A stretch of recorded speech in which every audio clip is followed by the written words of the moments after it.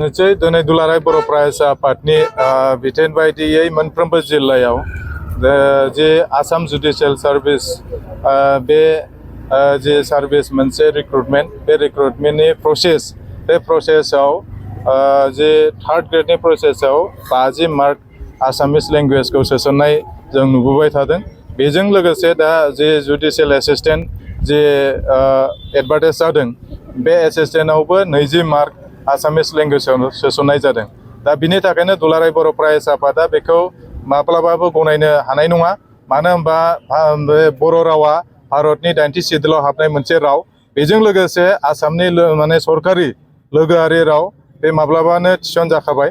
दा बेजों लोगोसे बे जि हाइ कर्टनि मोनसे रिक्रुटमेन्ट प्रसेस जेराव जों न्याय नागिरो बे न्याय नागिरनाय मोनसे अनुस्थाना जाहाथे जोंनो बेबायदि न्यायखौ जाहाथे होयो। जोंनि जि बर' राव बे बर' रावनि न्यायखौ जाहाथे होयो आरो बेवहायबो जाय फरायसाफोरा जोंहा दिनै मेट्रिकनिफ्राय लानानै हाई सेकेन्डारिसिम बर' मिडियाम फरायनो मोनबाय। बेजों लोगोसे मास्टार डिग्री PhD लानो हाबाय बर' बिजोंजों फरायनानै। दा बेबायदियाव बर' बिजोंजों फरायग्रा फरायसाफोरखौ नासयनाय बायदि बे जादों।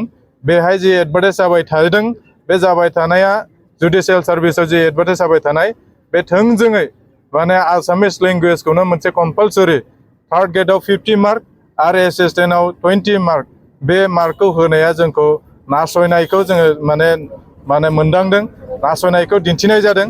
दा बिनि थाखायनो आसाम सरकार लोगोसे जेरै गुवाहाटी हाइ कर्टखौ जों बेजों मोनसे खुद्रिसारनायनि गेजेरजों खावलायहरदों। फैबाय थानाय जिखिनि बे जुडिशियेल सार्भिस आरो नै दा होनाय एडभार्टाइजनि जुडिशियेल सार्भिसनि 20 मार्कआ आयदार अर जानांगौ, आसामिसाबो थानांगौ आरो बर' बिजोंजों फरायनाय फरायसाफ्राबो बेहाय लिरनायनि खाबुखौ मोननांगौ। बिनि थाखाय दुलाराय बर' फरायसा आफादा खुद्रिसारनानै बे दिनै जे एडभार्टाइज माने बिलाइ बे एडभार्टाइज बिलाइखौ सावनानै खुद्रिसारनाय हाबाफारिखौ लानाय जादों। दा बे मोनफ्रोमबो जिल्लायाव जादों। जोंनि दाबिया माने थार दाबि आरो बे थार दाबिखौ न्याय मोननांगौनि थाखाय बे हाइ कर्टआ जाहाथे जोंनो बे सुबिदाखौ होयो बर' बिजोंजों फरायग्राफोरनि बिखेखै फरायसाफोरखौ। नङाबा बर' बिजोंजों फरायग्रायाथ' आसामिसखौ खुनु दिन लिरनो हाखानाय नङा, फेलबो जागोन। बिनि थाखायनो माने बर' बिजोंजों फरायग्रा फरायसाफोरा गुवाहाटीनि हाइ कर्टनि जानो हाया। माने जि मोनसे बिथांमोननि जि सेलेक्सन प्रसेस बा बे गोजौ आवथानि मोनसे जायगा मोनहैनांगौ बेहाय जों मोनहैनायखौ नुनो मोनाखै। थारैनो बे आसाम सरकारा बर' रावजों लोगोसे गुबुन हारिसानि जि राव बेखौ फोजोबस्रांनायनि खैसार होननानै बुंनो सानो नामा? दा बेवहायथ' मोननै जोङो नुयो। आसाम सरकारजों लोगोसे बे गुवाहाटी हाइ कर्टनि मोनसे थाबाय। गुवाहाटी हाइ कर्टआ मोनसे जे अट'नमि बडि, बे अट'नमि बडि हिसाबै मोनफ्रोमबो जे रिजनेल लेंगुवेजखौ बेहाय बाहायनायखौ जों नुदों। रिजनेल लेंगुवेज हिसाबै जिहेतु आसामाव आसामल' नङा, आसामिसल' नङा, बड'आबो जिहेतु बे रिजनेल लेंगुवेज आरो बेखौ आसाम सरकारनिफ्रायनो एस'सियेट अफिसियेल लेंगुवेज होनाय जादों।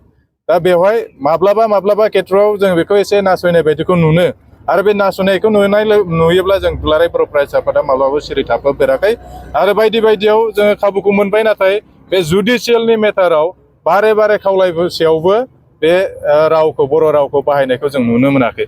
दा बेवहाय जों माने हाइ कर्टखौ खावलायगोन जिहेथु न्याय होग्रा मोनसे बे अनुस्थान मोनसे, बिनिफ्रायनो जोङो न्यायखौ हास्थायो, बिनिफ्रायनो गोबां मानसिनो गोबां बेबो मोनथायफोरनि न्यायखौ होयो।